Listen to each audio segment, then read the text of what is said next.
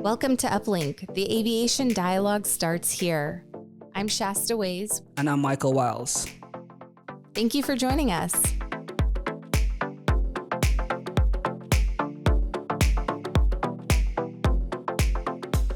So, Shasta, let's introduce ourselves. I think people only know us in a certain context. It would be great to hear just how you got to the place where you are now. And then I'll also talk about my upbringing.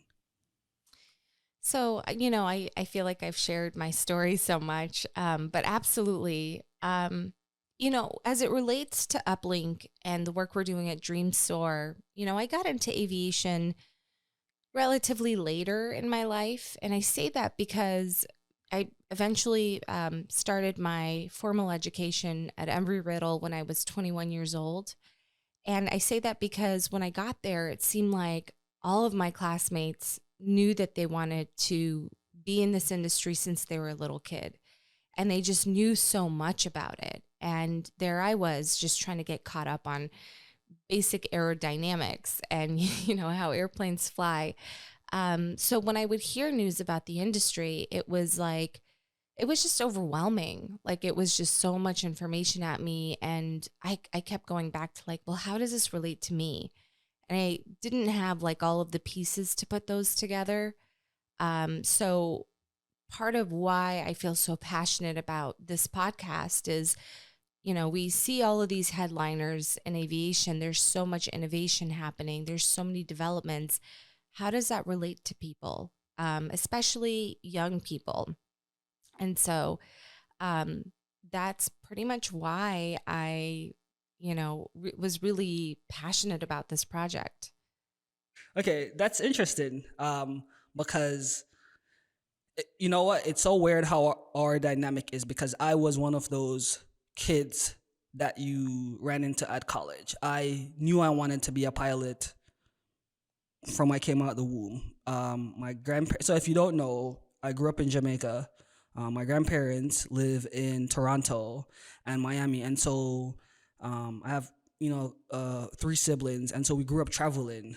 And if you talk to any of my classmates from when I was younger, they would tell you that Michael knew that he always wanted to be a pilot, and I positioned myself that way. 4 years before I got into embry-riddle, I started reading about embry-riddle. I was trying to figure out what college to go to, and I had a high school teacher who wanted to become a pilot too, but he couldn't afford it. And one day, he was the one who mentioned embry-riddle to me. And for 4 years, all I did was just email the career service person there just to get more information. I would go onto their blog. They had students who wrote blogs about their time at embry-riddle, and I remember Alan Larson. I think he's a United pilot now. He had a blog about his life at embry-riddle, and I would email him, "Hey, Alan, tell me about this thing that you just wrote." And I was in a college program where the goal of the college program was to get you the biggest scholarship to go to college in the U.S. And so they targeted liberal arts colleges, and they had a spreadsheet with a list of colleges that they thought you should have applied to and ones that you shouldn't apply to because the ones that you shouldn't apply to wouldn't give you a big scholarship. And embry-riddle was on the do not apply to list. And the strategy was for us to apply to 30 different colleges. And I remember the Christmas before my freshman year, I was trying to put together my applications, and my mom was like, "What do you really want to go?" And I was like, "Embry-riddle." So I applied to one college, and I was like, if I don't get in, I'm not going to college. And so that was it. So wow. Yeah, that was risky. So I am one of those students that you ran into. I didn't have that general aviation in Jamaica. I think I've only flew once before, on a small airplane, but I knew I wanted to become a pilot, an airline pilot specifically. And to be honest, it wasn't until the DreamSoar flight that I really discovered the rest of the industry. I was at an internship at Southwest Airlines, and I saw your announcement back in 2014. And I was like, what is this? And it was my junior year at embry-riddle where I kind of discovered there's just this broader industry. And so now this kind of brings us to this next chapter of DreamSoar where it's man, we kind of end up at the same place where it's like, wait, we didn't even know that there was so much more of the industry to explore, and what we want to do is help people discover it themselves. So that's my long-winded answer. Yeah, Michael, I think this kind of sets us up for like the next thing is really introducing the Dream Soar Hub. And we both ended up at Embry-Riddle, but we took different paths to get there.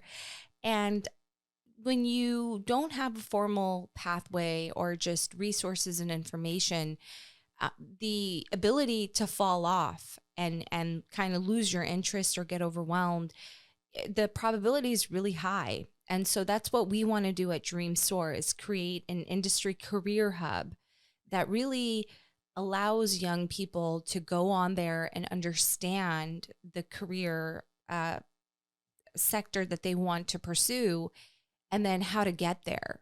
And then also have access to resources like mentorships and scholarships. Because, our industry is facing a workforce shortage.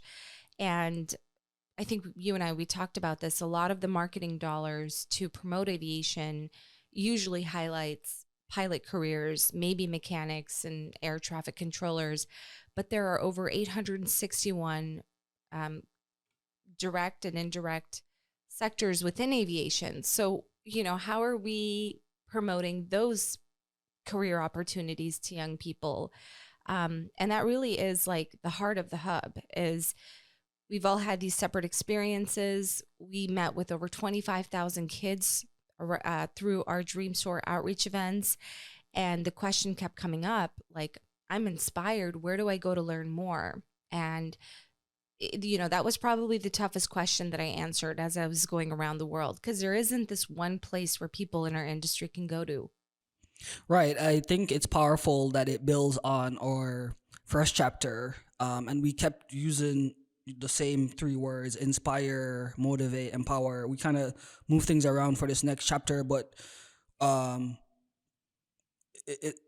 what I love is that we're building on what we have already started to put the pieces in place, and what we're discovering, it's also beneficial for the industry. So our goal with the hub broadly is to inspire, which means to just help people discover the various pathways. You mentioned the 860 plus careers, but after they discover what they want to do, like you and I, help them connect into the industry. We want to sort of erase some of the attrition that is happening when people discover what they want to do, or lower the barriers of entry, or just keep them on the bridge. And we know that naturally, once they are connected to the correct career pathways, and if they're in the right seats at the right jobs, they will be inspired to create tasteful solutions. And so our theory is that if we inspire, connect, and empower, we can help drive the industry forward in innovation. And in doing this, we're helping companies become better, and we're ensuring that young professionals are inspired to join the industry and want to create tasteful solutions. It's important to share that it's not just for young professionals. It really is an ecosystem for the entire aviation industry. And we really have three major stakeholders. We have students, we have aviation companies, and then there's another group of a demographic of like educators and parents and, community organizers. We're giving everyone access to aviation so that they really feel empowered by what they learn about the industry. And another thing that I noticed too is, when I went to Embry-Riddle, there were such a high percentage of people coming into becoming a pilot that would, once they were there, they discovered, I do want to be a pilot, but I don't want to have a career specific to that. So they would go on to become dispatchers or get into business aviation or aircraft appraiser. So like that, I think, as an industry, we could do a better job just sharing all that's out there, all that makes aviation, and allow people to have information and access. So let's talk about this announcement we had today. We announced the next chapter of Dream Soar. And in it, you mentioned the formation of an advisory council. Can you talk about that a little bit?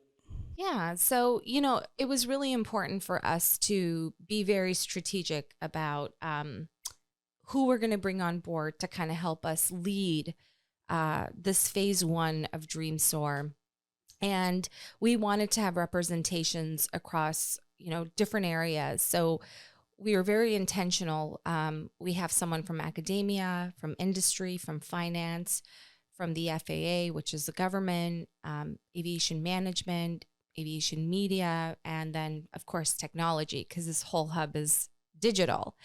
And so, throughout the almost 2 years that we've been planning this hub, which I have to give you credit, Michael, this was your seed that you had planted. And we've been nurturing it for the last couple of years, but it was your idea. Throughout the 2 years that we had been planning this, we paid attention to people who were just supportive of us as people, as professionals, and supportive of this idea of a hub.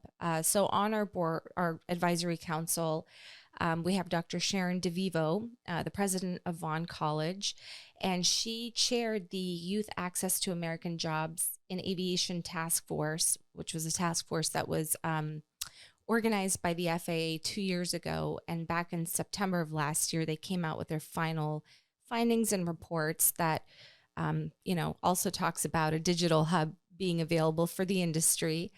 And then we have folks like Andre Castro from Gamma, Shelley Sovereign, who is the CEO of Infinite Branches, who has so much experience in finance that's helping us with the financial piece of this.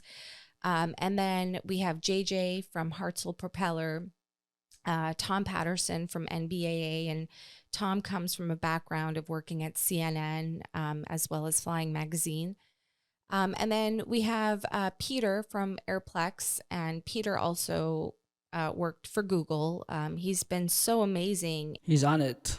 Yeah, he's really on it. I mean, he just, anytime he sees an opportunity that we're not seeing, he sends us a note, which is so great. Yeah. And then we have Chris Sharp from the FAA. Okay, that's my son in the background. Let's just pause for a second, Michael. Okay, Allie, go. You gotta go. So yeah, this group of advisory council members, I'm so excited to have them lead this phase one with us and be able to talk about very specific things that are part of this next chapter and this digital hub. Yeah, and we'll have them on throughout the podcast to talk about their role in what we're doing. And so for episode 1, we wanted to kick things off with Dr. DeVivo, who chaired the task force. And so in this first conversation that we had with Dr. DeVivo, she recounted her experience with the task force and how it came together and how the recommendations came together. And it was such an inspiring conversation to hear her talk about what she think the state of the industry is in terms of opportunities for young professionals and what we're building here. Sharon DeVivo, she is so real. Like I really have so much respect and I admire her. And what I mean by she's so real is that she is not afraid to address just the shortcomings of the industry. And she's very transparent about, there's a lot of talking, but where's the action? And you and I actually, we had the chance to meet her in person in New York last year.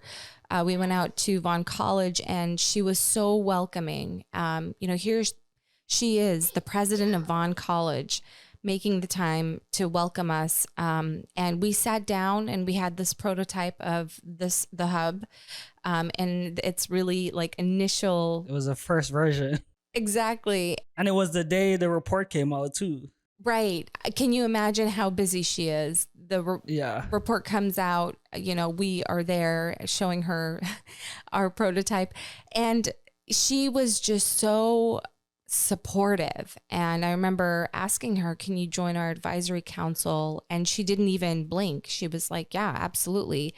So that was really just incredible that she, here she is investing her time on two diverse young leaders in aviation. I thought that was really incredible. It said a lot about her. So this is an exciting conversation that we had with her, and we hope it reflects the value of what Uplink will be to the industry.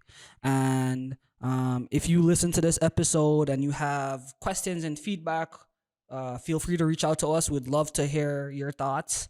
And welcome to Uplink. Welcome. Our guest today on Uplink is Dr. Sharon DeVivo, the president of Vaughn College. Welcome, Dr. Sharon, and thank you for joining us. Thanks so much for having me, Shasta and Michael. It's a pleasure to be here. It's great to have you. It's such a pleasure to have you. So, Dr. Sharon, you have chaired the Youth Access to American Jobs in Aviation Task Force, in which the final report and recommendations were publicly shared on September 2022. Can you please share with us how this task force came together, as well as how did the report come together?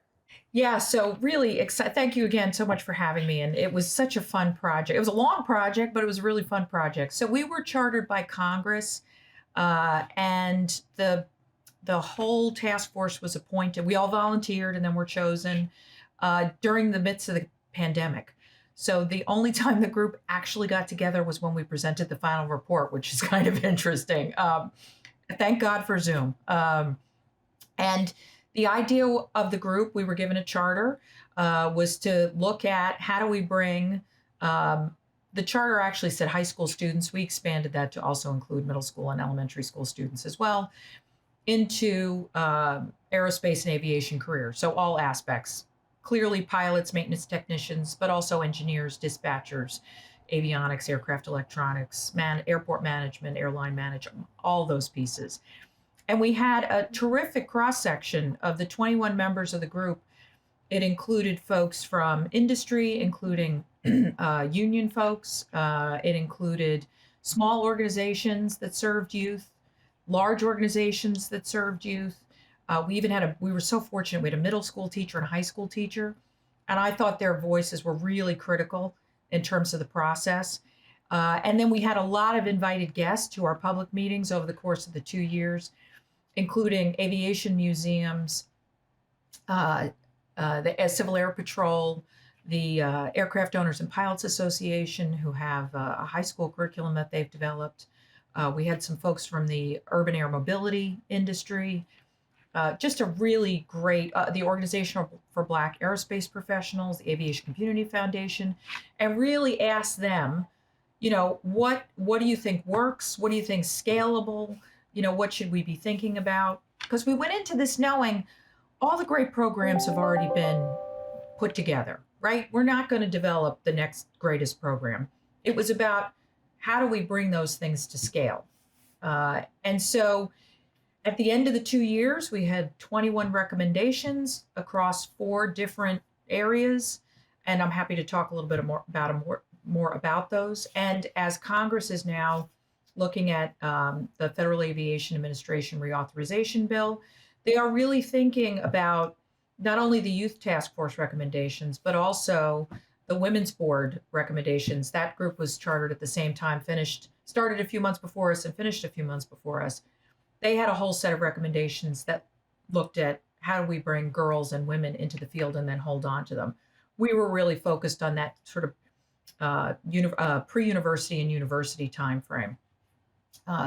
But at the end of the day, the 2 biggest barriers that we know in terms of getting into aviation and aerospace are around awareness and finances. So, because it's a largely white male population that's in aviation, unless your brother, uncle, cousin was in aviation, you tend not to know about it.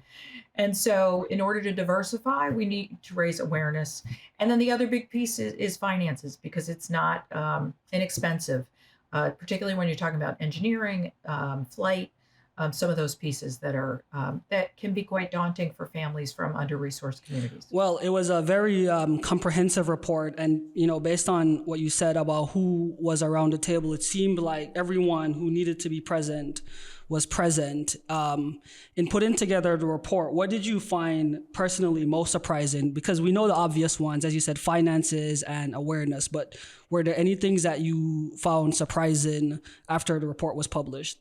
Yeah, so I think as we moved through the entire process, and I don't know that this will be such a surprise to the two of you, but it was this idea that we don't talk to each other, right? That the connective, we need to build better connective tissue between organizations, educational institutions, both large and small organizations. I'll give you a good example. Let's say you do a Young Eagle flight, right? You go through the EAA, Experimental Aircraft Association, and you take a demo flight at your local airport and you are ramped up for aviation. Then what do? You don't know where to go, right? You don't know who to reach out to for resources. How cool would it be? And I happen to know a group that's working on this right now. If there was a website you could go to connect you to your local or show you what the pathway could look like, and maybe you liked being in the airplane, but maybe flying got you excited, but maybe that wasn't the thing that you thought, this is what I really want to do. But that led to you figuring out that you wanted to be an airport manager, or you wanted to be a doctor in aviation, or you wanted, and do research, or, you wanted to run all the ground operations. This, any job you can think of in aviation, you can do, right? You name it, there's a job in aviation for that. And so this idea that people could be more connected to each other and provide this guided pathway to go from that first sort of golden spike moment through to an educational institution onto a career, and how to connect all those pieces together is what really became an aha moment. A talent supply chain, if you will. There's like a big focus in the pandemic about the supply chain and like a chip shortage and rubber shortage. But when it came to talking about talent and the need for workers, they didn't talk about it in that same framework that you mentioned. Yeah. So we needed that connectivity to really make it work. Yeah, absolutely. Yeah, both at a local level, at a regional level, and then at a national level as well. So I'm curious to know, Dr. Sharon, as the president of Vaughn College, you work with students on a daily basis. Do you notice any discrepancies between what lawmakers and companies believe students need versus what students actually say they need? Yeah, so I am so fortunate. Vaughn College is across the street from LaGuardia Airport in the borough of Queens in the city of New York. Queens is the most diverse county in the country. Over 144 languages spoken. So I serve an incredibly diverse population, mostly from under-resourced communities.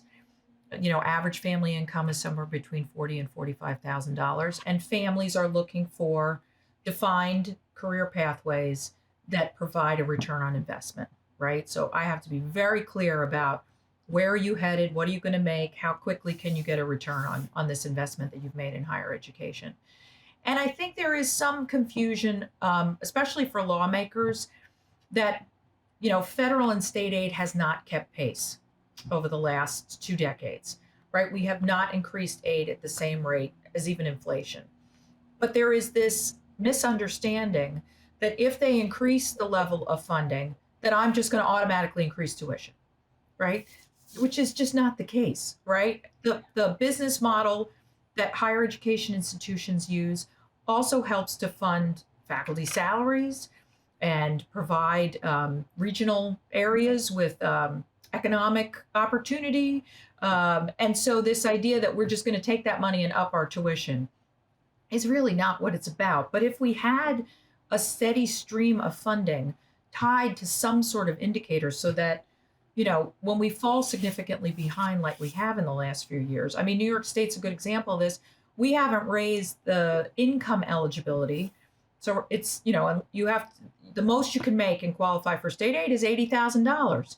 Well, that it really should be at $110,000 to keep pace with where they started it in 2000. right? It hasn't gone up in more than 20 years. The minimum award you can get is 500. Hasn't changed in 20 years, right? So having these kind of conversations where it is tied to something rather than just this idea that, we're going to give you this and you're just going to throw it away is just not the case. And because that's why you're seeing student debt at the levels that they're at, is because federal and state aid has not kept pace. We have put more and more of that burden on the individual instead of owning it as a public good. It sounds like this is the first time that the industry, but also just socially or politically, everyone is recognizing how vital aviation is to the whole ecosystem, and they're willing to step up and start putting some of these things in place to ensure that people are coming in but also can stay in, because as you're saying, the most prohibitive things to getting into the industry is the cost of training, but also once you get in, how do you make a living compared to the other industries that are just competing with wages, far beyond what the entry level pay is for a lot of aviation jobs. Yeah, I mean, we're fortunate. All the headlines for aviation, especially for airline jobs, right? Great conversation, right? 35% salary increases here, and right, I know what the starting wage for a maintenance technician in our area is $34 an hour. Those are phenomenal numbers, right? And that's not true in every region across the country. I'm fortunate that I'm in a place that is served by both legacy and regional carriers. Not true in some places where they're more MRO, maintenance, repair, overhaul based. But still, it is long term. It is an awesome career choice because of the demand. Right, the demand is not right now. The demand, according to Airbus and Boeing, is for the next 20 years, and that's without even factoring in advanced air mobility. Right. I mean, we haven't even added that to the conversation yet, where we're going to need pilots, at least initially.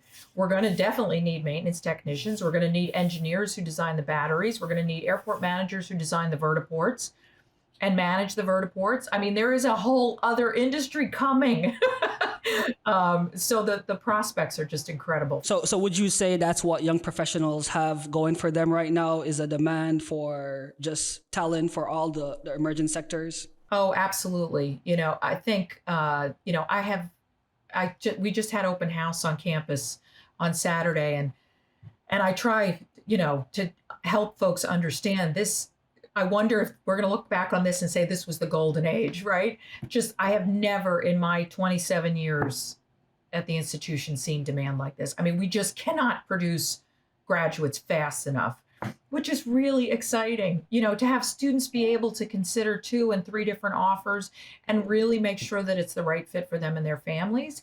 It's just such a joy for me. That's why I'm in this business, is to really see success. So, you mentioned you've never seen demand like this. And I think that kind of leads me to think, now that so many companies and airlines are leaning into skill-based hiring, how are universities and colleges like Vaughn College positioning themselves to communicate their competitive advantage among prospective students? Yeah, so I am a liberal arts graduate myself, and I really believe, even for our students who get a bachelor of science degree where they're getting at least 60 credits of arts and science, those are the courses that help lay a foundation for communication skills, analytical skills, problem solving, how to work in teams. And these are exactly the professional skills that our employers are asking for, right? And we don't always have time in a technical course to provide all of those pieces, right? So, I encourage, and a lot of the employers that we talk to are clearly looking for either airframe and power plant certification, right? Which I completely understand, or they're looking for someone who can be a part long-term of their companies and their growth projections, and having someone who can provide, can really contribute to that community. And so the skills are absolutely important, but I don't think we should lose sight, nor do we want graduates who also don't know how to do those things like communicate, troubleshoot, write a memo, be in a team, right? Those are all things that come from a more well-rounded education. When I think about like my network right now, the people that I talk to on a daily basis, my mentors, they all come from my experience at college. And so I think not having that peace or even that space to make mistakes, to make friends, that's so important as a young person to be able to have that space to do that. So I'm totally with you. I am such a fan of, education, because right now aviation also is very cyclical. So what happens when the industry is, at a standstill, or there's a recession that impacts our industry? How are those young people going to leverage, only their experience? I think education just gives you so much better of a foundation to go out there and just kind of keep up with whatever life throws at you. Yeah, absolutely true, Shasta. I mean, a good example of that is air traffic control. So we made the decision a long time ago not to do an air traffic control major, because what happens if you can't get a job with the FAA or a private airport, right? What are you supposed to do with an air traffic control degree? So our air traffic control module is actually embedded in 11 different programs. That is all your backup, right? So yeah, to your point, it gives you, that degree doesn't only need to serve that one small industry. It should give you a skill set that allows you to transfer those skills to other places. And we are definitely having that problem in aviation as well, because our skill set is really in demand by manufacturing, electric vehicles, lots of things related to alternative energy, propulsion, right? Yeah, we have some stiff competition out there right now. So when you think about these skill sets that people need, what are some specific skills and tools that you think young professionals should be putting in their toolbox to, plan for the future? What, if you're looking ahead 20 years, what are things that you think people need to equip themselves with beyond the demands, the ones demanded for the jobs up front? Right.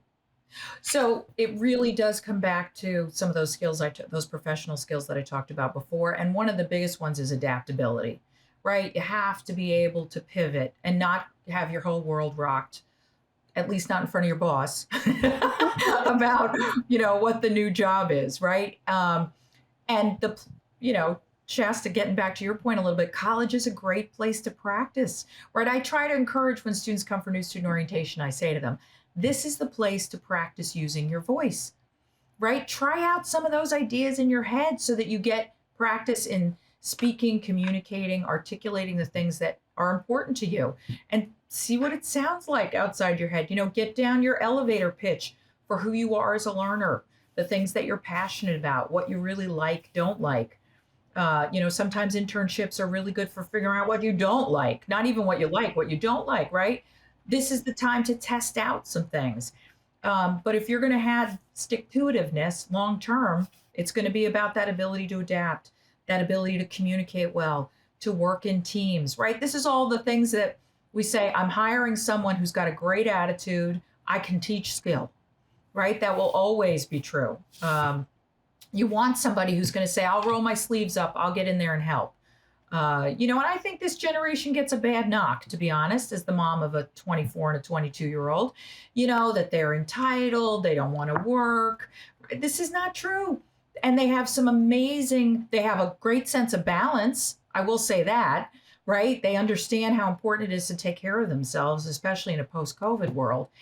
But they also have such optimism for where we're headed as a world, and absolutely dedicated and committed to lifelong learning, and they're very curious, right? And those are skills that will serve you well, over an entire career. I think the pandemic really helped us as a society really decide what are the things that really matter. And, we questioned, at first it was like, should people just be able to always work from home? Or, in terms of college, should we do away with college? And we're realizing it doesn't have to be either or, there is some volume of hybrid work that works. We don't have to go into the office 5 days a week, but you're also seeing the same thing with education where, okay, there should be a balance of trying to get real skills earlier, but also leverage the value of college, as you're saying. Go to college, make the mistakes that you need to make, meet people, and then, go off into the workforce. So I would say those are some of the good things that came out of the pandemic for us. Yeah, absolutely, Michael. I completely agree. Yeah, I mean, students don't come to us fully formed. They need time to figure it out. And even after they leave us, they're not going to necessarily have figured it out. But learning how to ask good questions, be curious, figure out how to educate yourself, those are the skills that we need to inculcate in our students so that they can be successful across their lifetime. Michael and I, we had the chance recently to come out to New York and tour Vaughn College and spend some time with you. And I have to say, what you all are doing is just so incredible in terms of promoting aviation within these diverse communities, the infrastructure that you all have to provide these young people confidence, the tools, the resources to learn about aviation and kind of, perfect their craft.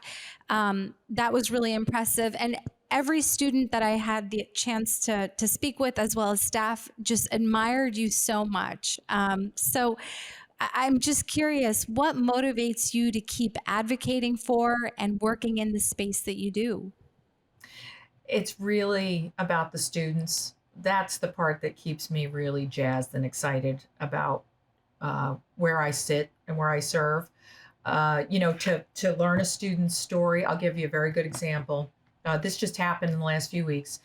We have a student, Catherine, who gets funding from New York State because she's a product of the foster care system. And I didn't know this. I only knew her as Catherine. I didn't realize because we have three at the moment, but she was the first one for a while. And recently got a job. We have a great partnership with LaGuardia Gateway Partners across the street at LaGuardia Airport. The folks that just got the great award of having the world's best airport terminal, which we're so proud of them. It's gorgeous if you haven't seen it.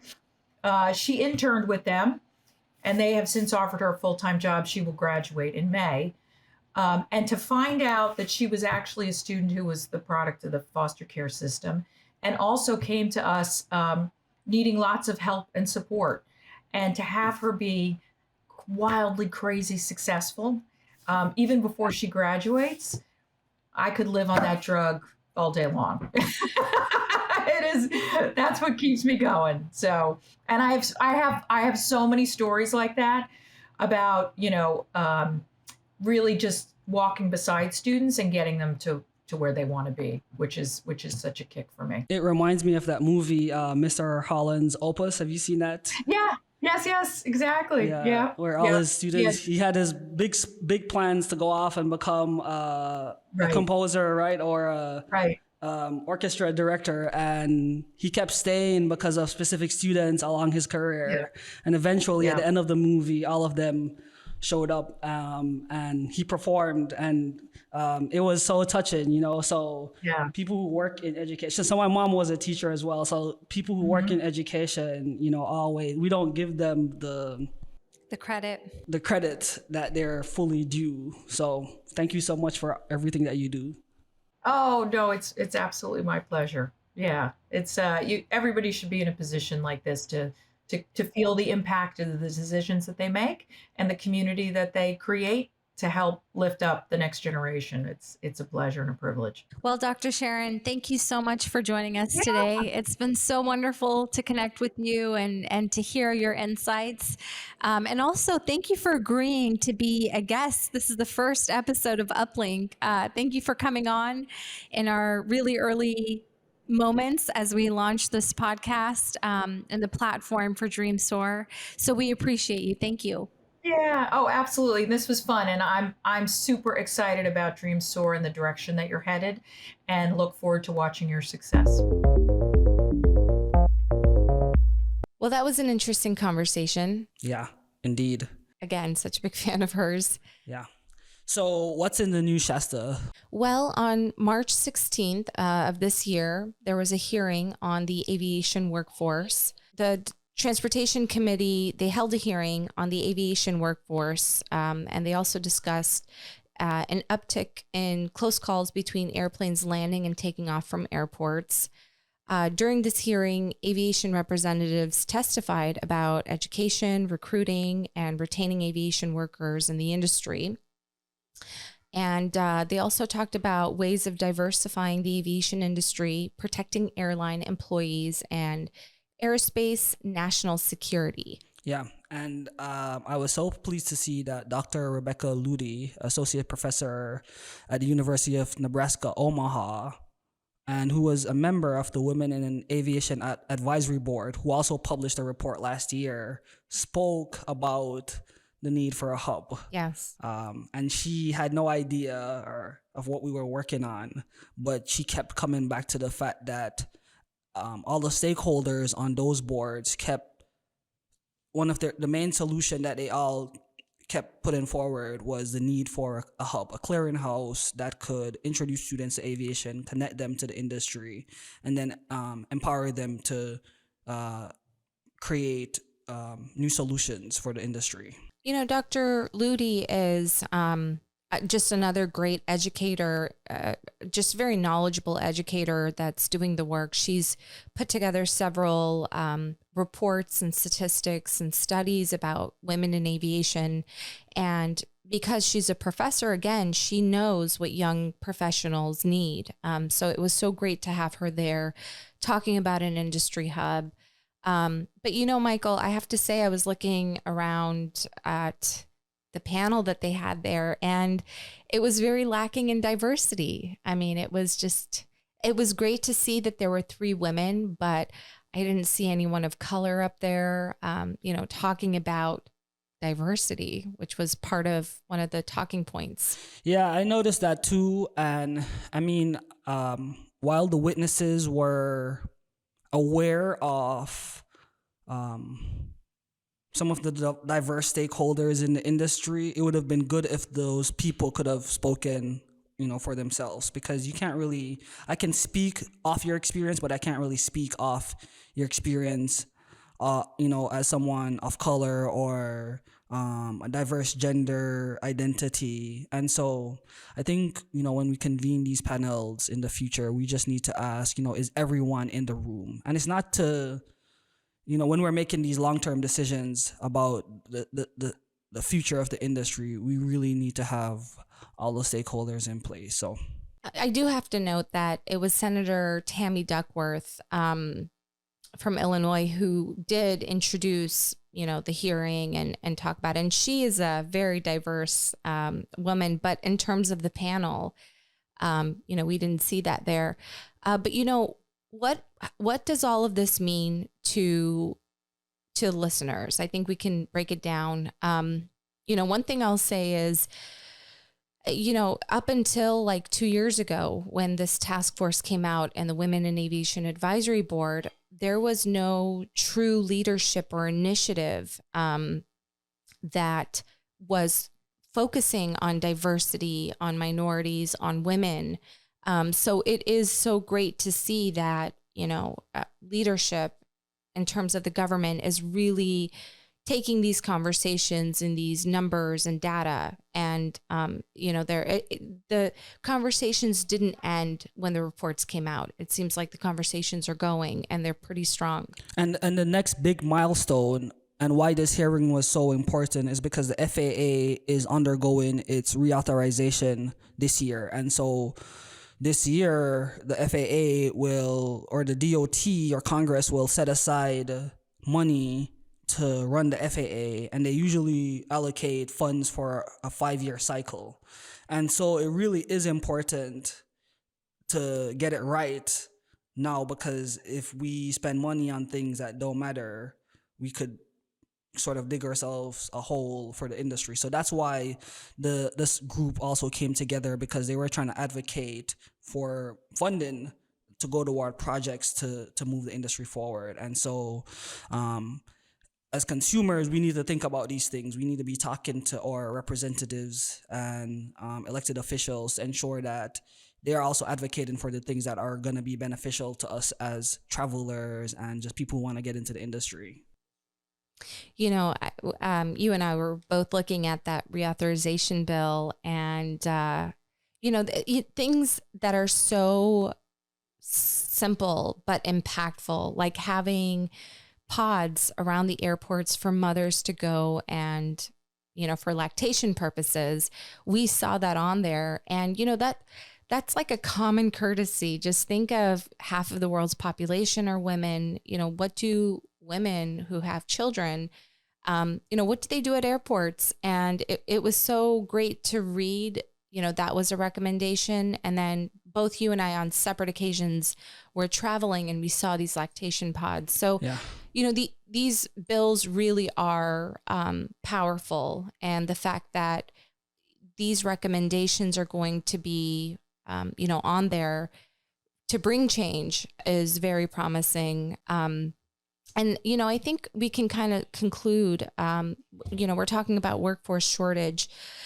Just last month in February, Forbes came out with an article that talks about the pilot shortage maybe easing slightly, but aviation needs, mechanics. So in this article, which is available on Forbes.com, there are, it kind of talks about the shortage of mechanics. The airlines have really done their part in terms of creating real opportunities for people to get into their pilot pipeline programs. But at the very end of the article, one of the mechanics went on there to comment, and he said, being a mechanic is very demanding. And he kind of had a list of things that maybe stops with recruiting. And some of those, items are, the shifts are, 24/7, basically 365 days. There's limited promotional outlook. And sometimes these mechanics are bonded for training costs. And I guess the biggest thing is their pay is not that great. And so now that the airlines have really focused on getting more pilots in, as we think about mechanics, these are some things that they have to pay attention to really attract talent to come join them. Yeah, and this is why the hub will be so valuable, because we need to let students know, young professionals know, that here are some viable job options that offer more immediate economic pathways as well as an opportunity to work in the industry. Well, I think that kind of wraps up the conversation, Michael. This first episode was in some ways, an introductory into who we are, a little bit about the hub. We brought on Dr. Sharon DeVivo to talk about workforce shortages as a whole. And as we continue on to have these conversations every Monday, we're going to be more targeted in terms of the different topics, the guests, the highlighting points. So we thank you all for joining us, and tune in next Monday for another episode of Uplink.